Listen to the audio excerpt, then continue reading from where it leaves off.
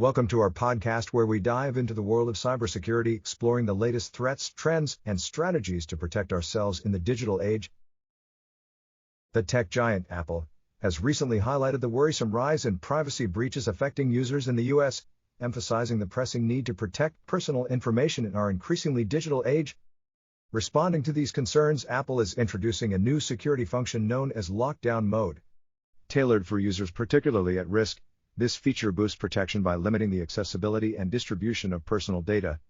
The goal of Lockdown Mode is not only to empower users with more authority over their privacy settings, but also enhance overall safety across all Apple devices. In a bid to increase awareness around potential risks, Apple is transparently sharing a cybersecurity breach report. This proactive measure is a reminder that the race against cyber threats is a challenge faced by all, including leading tech corporations like Apple.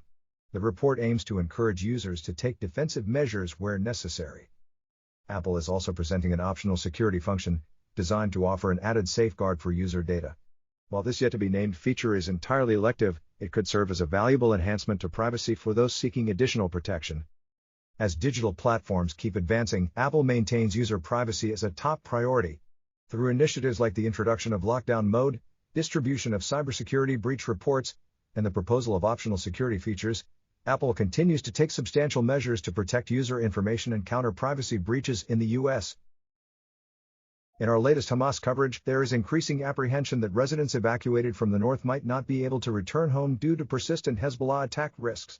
The Israeli Defense Forces, IDF, are escalating their efforts to surveil and defuse potential threats in the region. This intensification is a response to Hamas's allegations that Israel's recent reports of sexual harassment incidents are intended to undermine their record for humane treatment of prisoners. In addition, in a recent event, Hamas radicals launched anti-tank missiles from civilian localities, to which IDF responded with an aerial offensive eliminating the hazard. The IDF is persistently applying measures to uphold the security of civilians in the face of these continuing acts of aggression. We will continue to bring updates as these scenarios develop further. This concludes our most recent Hamas coverage. Keep listening to our podcast for more updates and analyses on this topic and more. In recent Papua New Guinea news, Australia and Papua New Guinea have made a significant stride in their relationship by signing a security agreement geared towards strengthening their cooperative ties. This historic deal involves Australia pledging to train the Papua New Guinea police force with a clear emphasis on enhancing their security skills.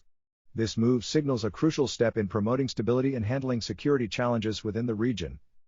What sets this security agreement apart is Australia's declaration of neutrality between China and the West. This stance underlines Australia's diplomatic strategy of upholding balance in its relationships with various nations. With both Australia and Papua New Guinea committed to the bilateral security agreement, it accentuates their joint resolve towards ensuring the safety and security of their respective citizens.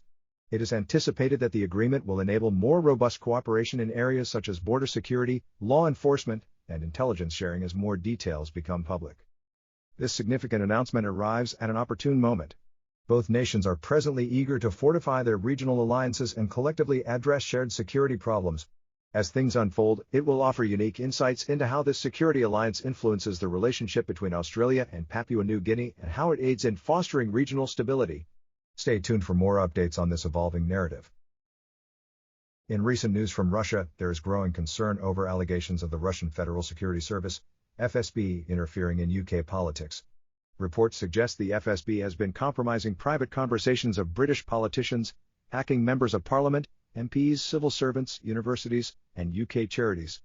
These actions represent a significant level of cyberespionage and malicious cyber activity, instigating prompt action from the UK government. In light of these severe accusations, the UK has called in the Russian ambassador for discussions. Of notable concern is the Cold River Cyberespionage campaign, which specifically targeted leading UK politicians, journalists, and non-governmental organizations, NGOs. It is particularly alarming that these Russian intelligence operations have attempted to compromise integral aspects of British democratic institutions. Moreover, it has become clear that Russian intelligence services have been strategically targeting British politicians, civil servants, and journalists. Such a targeted approach implies a clear intention to destabilize the UK's political integrity. The potential consequences of such actions are significant, with risks stretching to manipulating public opinion and influencing democratic processes, as potentially seen in the 2019 UK election. In response, the British government has openly accused Russian hackers of interfering in their democratic processes, raising significant concerns about foreign influence in domestic matters. Such news emphasizes the critical nature of cybersecurity and the need for international cooperation to mitigate these threats. We will continue to closely follow and report on developments in this concerning episode of Cyberespionage. Thank you for joining us on this episode where we delved into the crucial world of cybersecurity, exploring key concepts, challenges, and proactive measures to stay safe and secure in the digital age.